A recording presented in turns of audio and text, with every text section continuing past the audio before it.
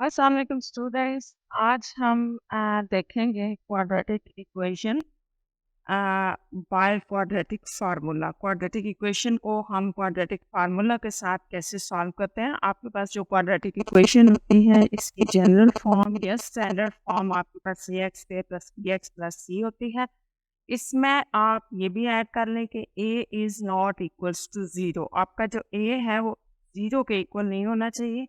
इसका मतलब ये है कि अगर एक्स स्क्वायर का कोफिशिएंट a ज़ीरो हो जाए तो ये आपके पास एक क्वाड्रेटिक इक्वेशन नहीं रहेगी, बल्कि ये एक लीनियर इक्वेशन बन जाएगी B X plus C equal to zero, जिसमें आप कहते हैं एक्स की वैल्यू 1 होती है या पावर 1 होती है। यहाँ से आप एक्स की वैल्यू निकालेंगे तो वो सी ओवर बी है। आपके पास क्वाड्रेटिक इक्वेशन वो होती है जिसमें आपके वेरिएबल की हाईएस्ट पावर 2 होनी चाहिए। ये क्वाड्रेटिक इक्वेशन है, इसको हम देखते हैं क्वाड्रेटिक फार्मूला से हम कैसे सॉल्व करते हैं। इसके लिए एक एग्जांपल देखें। 5x square 8x plus 1 equal to 0। अगर मैं इसको general form of quadratic equation compare करूं तो हमारे पास जो कोफिशिएंट्स ऑफ क्वाड्रेटिक इक्वेशन है वो a 5, b is equals to 8 और c इज इक्वल्स टू 1 आ गए हैं। और क्वाड्रेटिक फार्मूला क्या होता है, minus B plus minus B square minus 4ac divided by 2a। ये आपके पास क्वाड्रेटिक फार्मूला है। क्वाड्रेटिक फार्मूला के अंदर अगर आप ये वैल्यू सब्स्टिट्यूट करें तो हमारे पास आ जाएगा -8 प्लस माइनस 8 का square minus 4ac divided by 2a।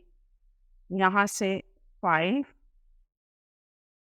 64 minus 5 into 4 20 10 8 plus minus 44 divide by.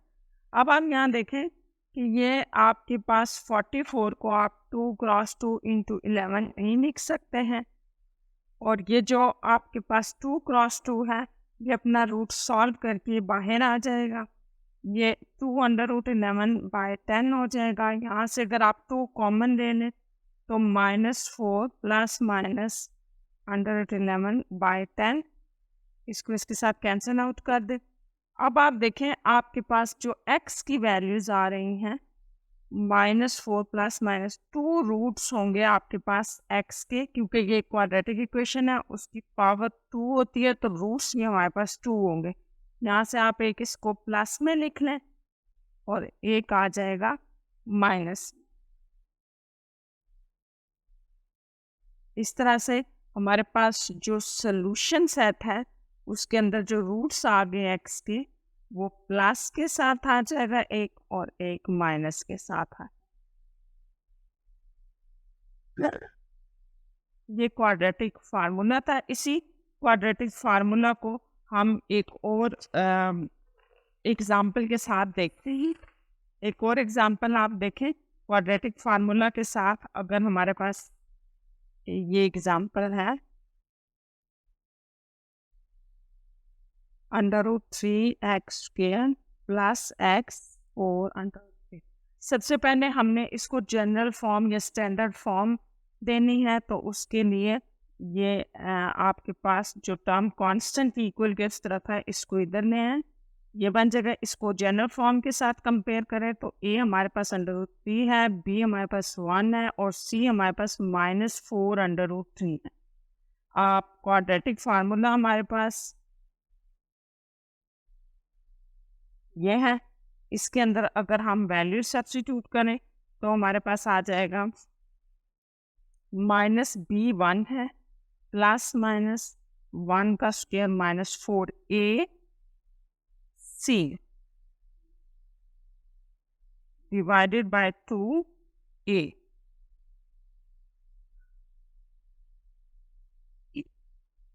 -1 plus -1, ये माइनस और माइनस चूँकि आपस में ये वैल्यू सारी मल्टीप्लाई हो रही है, माइनस माइनस प्लस हो जाएगा। 4 रूट्स के जो बाहर वैल्यूज़ हैं वो सॉल्व हो जाएंगी, 4 4 16।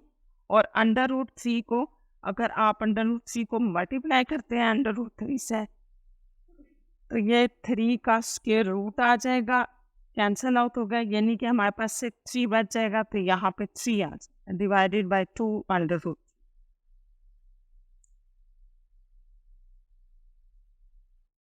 1 + 16 into 3 48 203 माइनस 1 प्लस, आप ये 48 और 149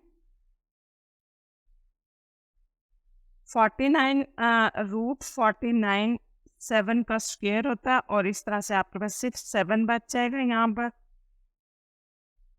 7 डिवाइड बाय 2 √3। इस तरह से x के जो आपके पास दो रूट्स होंगे, एक आप प्लस के साथ लेने, एक आप माइनस के साथ लेने,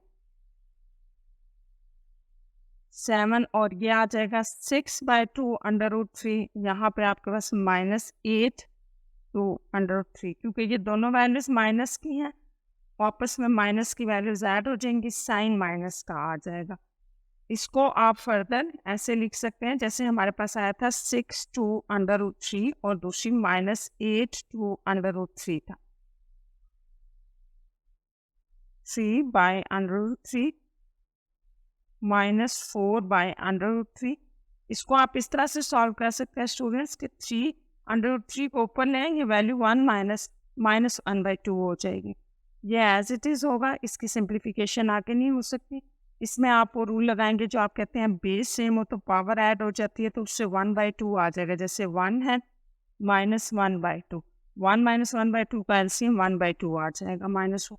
इस तरह से आपके पास यहाँ पर भी जो सोल्यूशन सेट आ गया है वो दो वैल्यूज़ हैं या दो रूट्स हैं आपके पास x के, ये आपके पास इसका आंसर है। Thank you very much.